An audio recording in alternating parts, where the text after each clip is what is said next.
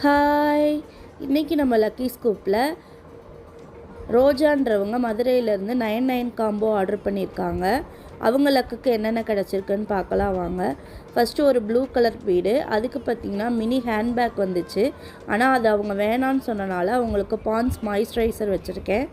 அடுத்து ஒரு light pink colour bead, அதுக்கு பார்த்திங்கன்னா கீ செயின் வந்திருக்கு.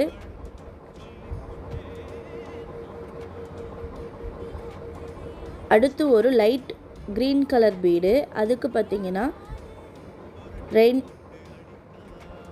ரெயின்போ பென்சில் வந்திருக்கு.